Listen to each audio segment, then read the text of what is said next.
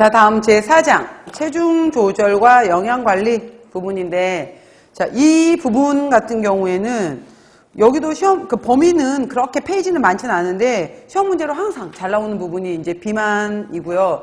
예전에는 비만만 많이 나왔다면 요즘은 거식증이라든지 폭식증, 식이 이상증이라고 얘기하거든요. 신경성 이제 식욕 그 장애에 해당이 되는 부분들인데 이쪽도 요즘엔 좀 나옵니다. 자, 볼게요. 비만부터 보시면은 정의에서 체지방이 기준이잖아요. 체지방이 표준 체중보다 비정상적으로 증가한 상태로 비지방 성분 LBM과 비교를 해서 지방 조직이 과도하게 축적된 상태다라고 했고요. 그래서 표준 체중의 10에서 20%를 초과하면 과체중, 20% 이상인 경우를 우리가 비만이라고 한다. 무슨 말이냐면은 그 사람의 신체를 이루고 있는 기준을 봤었을 때 이제 크게 지방 부분하고 그 다음에 수분 부분하고 그 다음에 고형분이라고 할 수가 있는 건데 이 고형분 부분으로 들어갈 수 있는 것 중에서 골격이라든지 근육이란 것들이 있다라는 거죠. 그랬을 때 일반적으로는 지방에 해당이 되는 경우가 보통 이제 10에서 20%,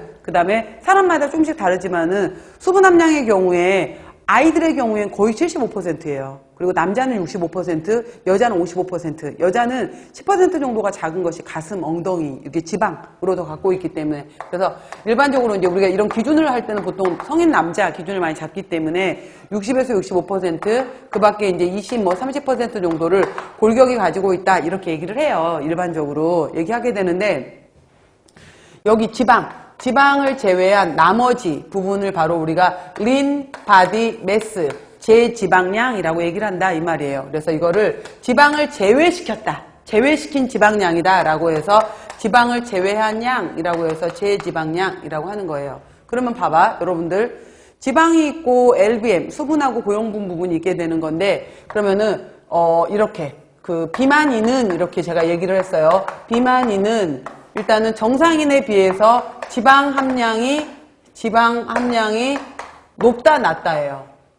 지방 함량이, 비만인은 높지, 지방 함량 자체는 높죠. 지방 함량이 높다라고 하는 거고요. 그럼 봐, LBM이 동일할 때였었고요. 그 다음에 그러면은 또 하나가 보면은 그러면은 동일 체중인 경우, 똑같은 체중을 가졌어요. 동일 체중인 경우 비만인은, 우리가 비만인이라고 말할 수 있는 사람은, 비만인은 똑같은 체중이었을 때 비만인에 해당이 되는 사람은 지방 함량이 높으니까 대신 뭐는 적어야 돼요. 그렇죠. 제지방량, LBM은 어떻게 돼야 돼요?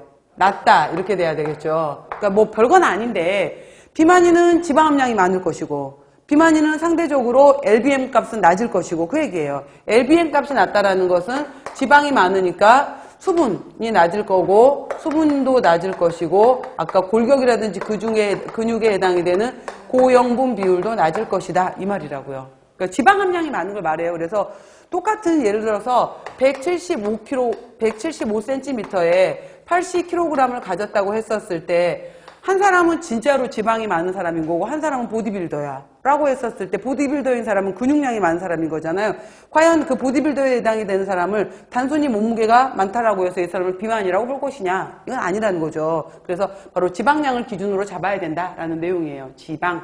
자, 그 다음 보시면은 원인에서 보시면 단순성 비만, 증후성 비만이라고 나와 있는데, 대부분의 경우는 95% 이상은 말 그대로 우리가